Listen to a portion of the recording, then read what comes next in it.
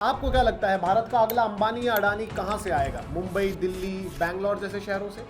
बिल्कुल गलत। अब जरा इन कुछ स्टार्टअप्स के नाम सुनो। डील शेयर, मिनिमलिस्ट, जोहो, इनमें क्या सिमिलैरिटीज नजर आ रही है, जरा सोच के देखिए। कुछ सेकंड्स के लिए मेट्रो सिटीज को भूल जाइए। इंडिया की जो अगली बिलियन डॉलर कंपनीज हैं, अगले यूनिकॉर्न्स हैं, वो ऐसी जगहों से निकल रहे हैं जिनके बारे में मैंने कभी सोचा भी नहीं था। मैं बात कर रहा हूं जयपुर, इंदौर, कोची, भुवनेश्वर जैसे टीयर 2 और टीयर 3 शहरों की। वेलकम टू धंधा डेली। आज मैं बिजनेस इंडस्ट्री का वो सीक्रेट, वो मिथ डिकोड करने जा रहा हूं जो आपकी आंखें खोल देगा और बिजनेस को लेकर आपका नजरिया हमेशा हमेशा के लिए बदल देगा। And stick with me till the end, क्योंकि आगे की वीडियो आपके लिए आई ओपनर होने वाली है। सबसे पहले तो ये जान लेते हैं कि आखिर टीयर 2 शहर होते क्या है। ये वो शहर है जो मेट्रो सिटी नहीं है, लेकिन यहाँ डेवलपमेंट बहुत तेजी से हो रहा है। मुंबई, बैंगलोर और दिल्ली जैसे शहरों की ग्रोथ अब एकदम पीक पर पहुंच चुकी है, तो अब ग्रोथ ने भी टीयर 2 और टीयर 3 सिटीज की ट्रेन पकड़ ली है। और डेटा तो और भी कमाल का है। एक रिपोर्ट के मुताबिक 2022 में इंडिया के लगभग 49% स्टार्टअप्स टीयर 2 और टीयर 3 शहरों से थे।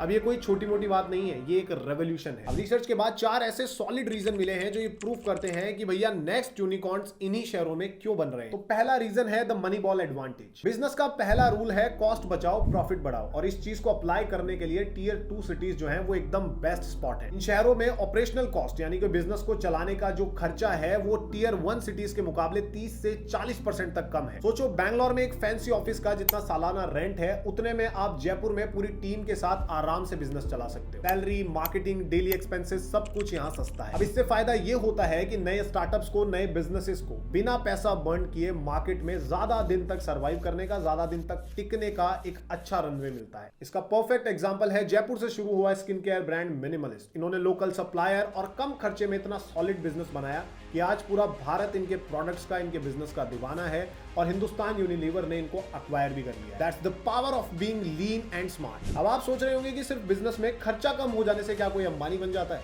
तो बिल्कुल नहीं, ये सिर्फ एक रीजन था। अगला रीजन ऐसा है जो इंडिया के 70% लोगों का सीक्रेट अनलॉक करेगा और प्रूव करेगा कि क्यों टीयर 2 सिटीज नए धंधे का घर बन रहा है। रीजन 2 है solving the real problem for real Bharat. कैसे, चलिए बताता हूं। इंडिया की 70% जनता टीयर 1 शहरों के बाहर रहती है। ये है असली भारत। इनकी जरूरतें अलग हैं, इनकी प्रॉब्लम्स अलग हैं। और टीयर 2 सिटीज के जो फाउंडर्स हैं, जो स्टार्टअप शुरू कर रहे हैं, वो इनकी रियल प्रॉब्लम्स को सॉल्व कर रहे हैं। वो मेट्रोस के लिए एक और नया फूड डिलीवरी ऐप नहीं बना रहे हैं, वो किसानों के लिए एग्रीटेक सोल्यूशन ला रहे हैं, लोकल लैंग्वेज में एडटेक प्लेटफॉर्म्स बना रहे हैं वहां के बच्चों के लिए। और जिन लोगों के पास बैंकिंग का एक्सेस नहीं था, उन लोगों के पास वो बैंकिंग की फैसिलिटीज पहुंचा रहे हैं। और इनके इस रेवोल्यूशन को पावर दे रहा है इंटरनेट। 2025 तक 900 मिलियन से ज्यादा इंटरनेट यूजर्स इंडिया में होंगे और इनमें से 60% यूजर्स नॉन मेट्रो शहरों से होंगे। जयपुर का स्टार्टअप डील शेयर जो हाइपर लोकल मॉडल पर भारत के कंज्यूमर्स को टारगेट करता है, वो इस चीज का जीता जागता उदाहरण है। तीसरा सॉलिड रीजन है कि ये छोटे शहर कंपनीज के लिए अनटैप्ड टैलेंट की गोल्ड माइन बन रहे हैं। एक तो ये बहुत बड़ा मिथ है कि इंडिया का सारा टैलेंट सिर्फ आईआईटीज और आईआईएम से निकलकर टीयर 1 शहरों में जाता है, जबकि सच तो ये है कि इंडिया के 60% से भी ज्यादा engineers, arts and science graduates tier 2 शहरों से आते हैं। कोविड के बाद इंडिया में एक नया ट्रेंड शुरू हुआ है, ब्रेन रिटेंशन। इसमें होता यह है कि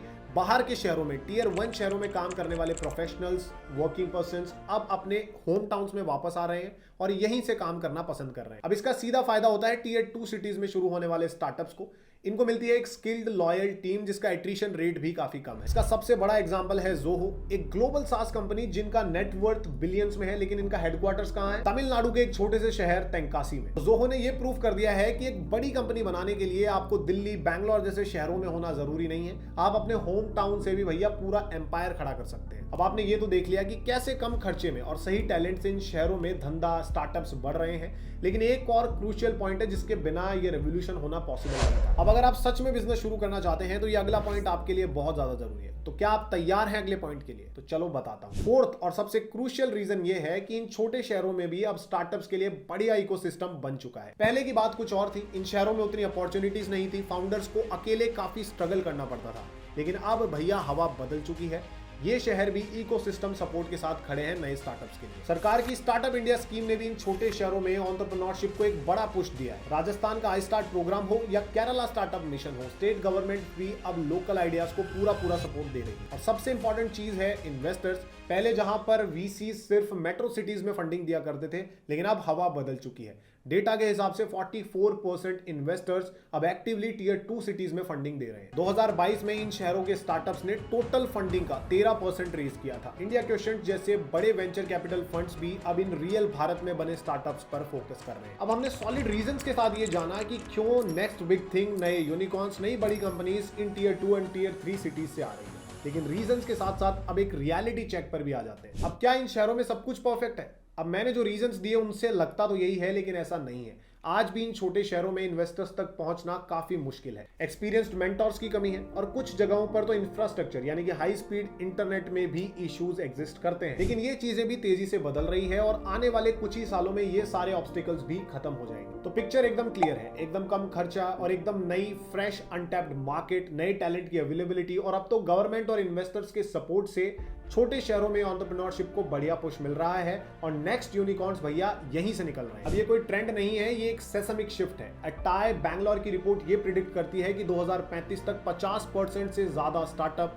इन टियर 2 और टियर 3 शहरों से ही होंगे। तो अगली बार जब आपसे कोई पूछे कि भैया इंडिया में नेक्स्ट बिग थिंग कहां हो रही है, तो बैंगलोर, मुंबई की तरफ पॉइंट आउट मत करना, जयपुर, भुवनेश्वर, कोची, इंदौर जैसे शहरों की तरफ पॉइंट आउट करना, क्योंकि अब इंडिया के ग्रोथ, इंडिया के स्टार्टअप, इंडिया के यूनिकॉर्न्स की नई कहानी यहीं लिखी जा रही है। अब छोटे शहरों के फाउंडर्स ने तो भैया हवा बदल दी। अब आप और मैं मिलकर भी एक यूजफुल कॉन्वर्सेशन कमेंट्स में शुरू करते हैं। आपके शहर से और आपके शहर का सबसे प्रॉमिसिंग स्टार्टअप कौन सा है, उसके बारे में कमेंट्स में आकर सबको बताइए। अब अगर ये वीडियो आपको हेल्पफुल और आई ओपनिंग लगा तो धंधा डेली को सब्सक्राइब जरूर कर लेना, क्योंकि ऐसे ही आई ओपनिंग और हेल्पफुल वीडियोस यहाँ मिलते रहेंगे। और हाँ, इस वीडियो को उन लोगों के साथ जरूर शेयर करना जो ये सोचते हैं कि धंधा शुरू करने के लिए बड़े शहर में जाना जरूरी है। तो बस आज का फुल स्टॉप यहीं लगाते हैं, फिर मिलेंगे एक और इंसाइटफुल वीडियो के साथ। तब तक के लिए जय हिंद, जय भारत।